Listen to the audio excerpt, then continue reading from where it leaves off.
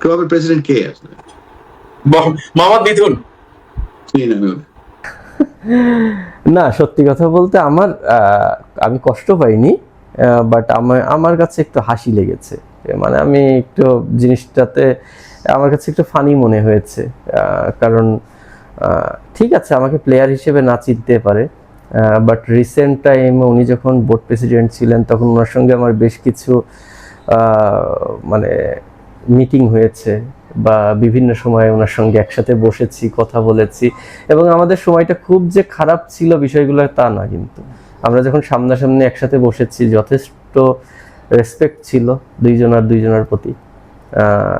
তারপরে কি হয়েছে না হয়েছে না সেটা তার ব্যক্তিগত মতামত। উনি আমাকে না চিনতেই পারেন, বাট আমি ওনাকে খুব ভালোভাবেই চিনি, এবং আমি অবশ্যই এখনও ওনাকে রেসপেক্ট করি, কারণ উনি বাংলাদেশ টিমের ক্যাপ্টেন ছিলেন। আমি ওনাকে প্লেয়ার হিসেবেই সম্মান করি। মাঝখানে কি রোল ছিল কি ছিল এত বিতর্কের মধ্যে যাব না, বাট আমি স্টিল ওনার সঙ্গে দেখা হলে আগেও আমার যে সম্মান ছিল এখনও সেম সম্মানটাই থাকবে।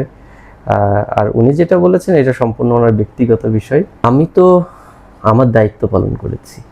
আমি যে দায়িত্বে ছিলাম সেই দায়িত্বটা আমি পালন করেছি। এখন হয়তোবা দায়িত্ব পালন করতে যে ওনার এগেনস্টে যেতে পারে, আমি বৃহত্তর স্বার্থে করেছি, আমি প্লেয়ারদের স্বার্থে করেছি। এখন সেই কাজ করতে যেয়ে যদি ওনার এগেনস্টে যাই, সেটা আসলে আমার কোনো ইন্টেনশন ছিল না যে ওনার এগেনস্টে কোনো কিছু করার, বাট সিচুয়েশনটা এমন হয়ে গেছে যে আমি যদি প্লেয়ারদের স্বার্থ রক্ষা করতে যাই বা প্লেয়ারদের যে অধিকার সেই অধিকার নিয়ে কথা বলতে যাই, সেটা ওনার তখনকার যে বোর্ড ছিল সেই বোর্ডের এগেনস্টে চলে যাচ্ছে। তো আমি এখানে দুইটা রোলই প্লে করতে পারতাম।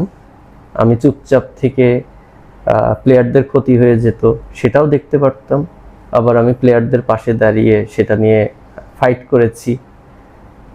আমার কাছে মনে হয়েছে যে আমার যেই চেয়ার বা আমার যেই দায়িত্ব সেই দায়িত্বের থেকে এটাই আমার করা উচিত।